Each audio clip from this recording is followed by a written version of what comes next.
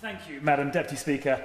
I'd like to join colleagues in extending my congratulations to the members who made maiden speeches today, the member for Copesbridge and Bells Hill, and my honourable friend, the member for Louth and Horncastle, whose predecessor, I believe, served in this House for 55 years. And I wish the new member for Louth and Horncastle well in trying to emulate that phenomenal record of service. I'd like to pay tribute to my right honourable friend, the Chancellor of the Exchequer, for having delivered an excellent budget statement earlier today, all the more so when one considers the very difficult circumstances which he inherited when he first came to this dispatch box in 2010. And if we cast our minds back, I'd be very happy to. Thank the honourable gentleman for giving way so early in his speech. Can he point to any parts of the Red Book that demonstrate measures that the Chancellor will be introducing to prevent a further crash in the American subprime mortgage market, which was, of course, the cause of the circumstances that the honourable gentleman is referring to? Thank you for the honourable gentleman's intervention. I did think that the former Prime Minister Gordon Brown had abolished boom and bust, but clearly he had failed to do that. I also notice that the Labour government had been running a deficit since 2002, and had the last Labour government not been so grossly irresponsible as to run a deficit during the good years, this country would have been better prepared when the bad times came, and we would have been better able to weather that storm. And the blame for that is entirely to be laid at the hands of the last Labour government. I'd be delighted. Grateful, honourable friend. He may want to remind the honourable gentleman opposite that the previous Labour government did pretty well between 1997 and 1999 on the economy, because they stuck to the Conservative spending plans. And when they stopped doing that, things went wrong. My right honourable friend is quite right to point out the success that the Labour government enjoyed while sticking to the honourable member for Rushcliffe's economic plans at the time. But if we return to the legacy which the Chancellor came to office with, GDP had contracted, employment had fallen, housing starts in particular, we heard a lot about housing starts had fallen dramatically, and the deficit had mushroomed to a gigantic 10% of GDP, partly because when the recession hit, we were running a deficit already. All of those were tremendously difficult matters to deal with. But if we look now at what the Chancellor has achieved over the last 5 years, we have seen really quite an impressive turnaround. GDP last year grew at 3%. That's the highest rate of growth of any G7 country. A really very impressive achievement. Employment grew by a staggering 2 million over the course of the last Parliament, more than the rest of the European Union put together. Indeed, as I mentioned in the House yesterday, the county of Yorkshire alone created more jobs than France. A record, and I see my honourable friend, the member for Harrogate, is particularly pleased to note that observation. The deficit, of course, came down from 10% to 5% of GDP, and even the cost of living issues that were experienced in the last Parliament have begun to ease. Wages are now rising at 3%, but inflation is 0. So the last 5 years have seen tremendous progress, and I'm delighted to hear this morning that the Chancellor is resolved to finish the job. I'd be delighted to. I don't think there's anybody in the House here would disagree with his interpretation of how the economy has boomed, with the job opportunities, with unemployment decreasing, and we in Northern Ireland have seen advantage of that as well. But alongside of all that, does the honourable gentleman have some concerns, as I do, about the changes in welfare reform specifically, and tax credits and benefits, how they will impact upon the economic growth over the next few years? Rush them too fast, push them forward, as the Chancellor said today, will be detrimental to the economy of the whole of the United Kingdom, of Great Britain and Northern Ireland. Well, I thank the honourable member for raising the point. I'm afraid I disagree with his concerns, and I'll come to those in a little more detail in a moment or two.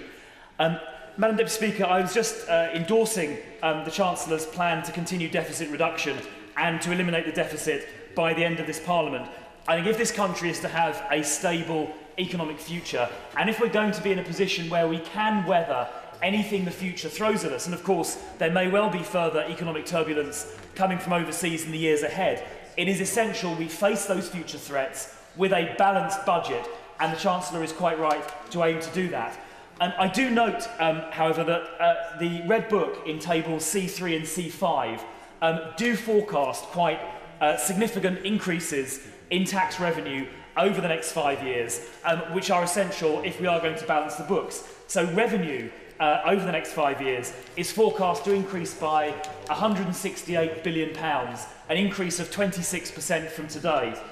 At the same time, expenditure is going to increase by £69 billion, an increase of 9% from today. So if, for any reason in the future, that 26% increase in revenue does not materialise, the government will have to look again at its expenditure plans. And I'm sure members of this House will watch very carefully to make sure that those revenue assumptions do indeed come to pass over the coming 5 years. I would like to particularly commend the Chancellor for the work that he's done both over the last 5 years and in this budget on the question of fairness, because I believe he has taken action to make sure, firstly, that the wealthiest in our society pay their fair share, and secondly, the poorest in society are given the most help. So, for example, it is interesting to note that the top 1% of earners pay as much into the system as the 9 million poorest people in our society. So if any member wishes to suggest that the richest are getting an easy ride under this government, they are quite wrong. The richest are indeed paying their fair share. And we heard today measures announced to clamp down on corporate tax avoidance, which have been welcomed from all sides of this House. And we've heard measures laid down to limit the scope of people using non-dom status to avoid their fair share of taxes. And I'm sure members on all sides of the House will be very quick to welcome all of those measures. At the same time, we've seen continuations of measures designed to help the poorest in our society. So in particular, we've seen further increases in the tax allowances, which disproportionately benefit the poorest in our society. And we've seen one of the heaviest taxes of all, the tax on fuel, which again bears down proportionately most heavily on small businesses and on people on low incomes, once again frozen. And had that freeze not started some years ago and be continued, each time we fill up our car, the petrol tax would be about £10 to £11 higher.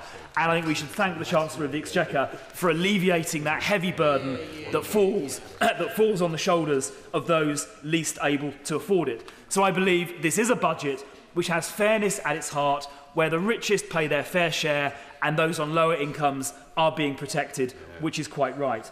I'd like to turn now to the point raised in the last intervention, which concerns the reforms to benefits, and in particular the reductions to tax credits. We had a debate here yesterday called by the opposition, which specifically referred to tax credits, and many members on this side of the House pointed out how staggeringly expensive tax credits are, £30 billion a year, and how they quite often serve to sorry, my voice is going a little bit. I was cheering so loudly earlier today. My voice is now not as clear as it normally is. But I do hope the Chief Secretary's PPS notes that. And of course, tax credits do serve to reduce incentives to work. So I think it was quite right that the Chancellor moved today to reduce the cost of tax credits to the Exchequer. But I think it was equally important that that reduction was accompanied by such a significant, and it really was a very significant increase in the minimum wage, introducing this new concept of a living wage, which will rise to £7.20 an hour, which will rise £7.20 an hour next April, and will continue up to £9 an hour by 2020. And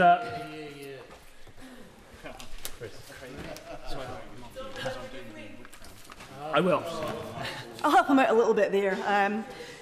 Does the honourable member accept that the cuts to tax credits are going to have a disproportionate effect on women? The Fawcett Society says that the freeze in working age benefits will disproportionately affect women, with 1/5 of women's incomes coming in benefits compared to 1/10 of men's.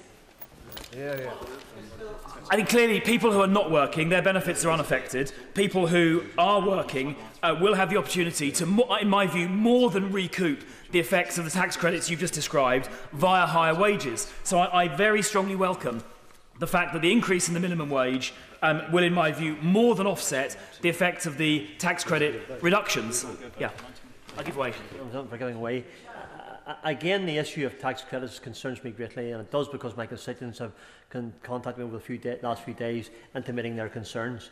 In Northern Ireland, the charities have indicated, from the figures that they have done, that many children will be pushed into child poverty as a result of the changes to tax credits. No matter what way the honourable member may put this forward, that's what the experts and the charities are saying. How can you answer that question? Yes. Well, I thank the honourable member for his point. Of course, the number of children in relative poverty, and that was before the definition was changed, reduced by 300,000 over the course of the last Parliament. And as I mentioned in response to the previous intervention, although clearly families on low incomes will receive less in tax credits than they currently do, that will be more than made up by the increase in the minimum wage. And I believe that will therefore be fair to people on low incomes. And the issues that the honourable gentleman just raised, I therefore don't think will come to pass in the way that he described. But I'm sure further analysis on this topic will be done.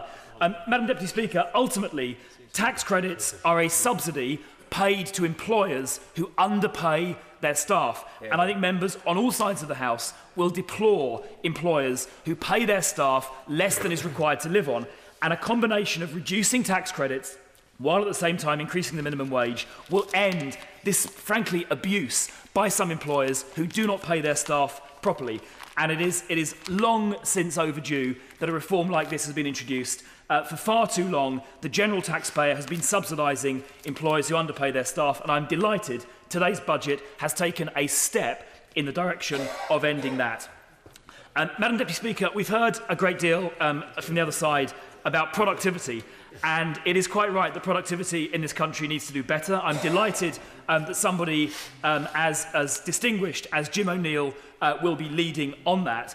But I would observe to Labour members who have raised this point that the biggest fall in productivity, I think in history, or certainly in recent history, of 2.6% in a single year occurred in 2009 on the watch of the previous government. So I do think they should be just a little bit careful when they seek to lay the blame for productivity on this side of the House. And indeed, I think one of the contributory factors to low productivity are low wages, because if employers, which are fuelled by tax credits, because if employers can pay their staff very low wages, there is very little incentive to invest in IT or training or equipment or machinery when they can simply hire very lowly paid staff. So I think actually one side effect of today's increase in the minimum wage may actually be to increase productivity, because it will make companies who are now paying higher wages further incentivised to make sure that those workers who are costing them more really do contribute productively.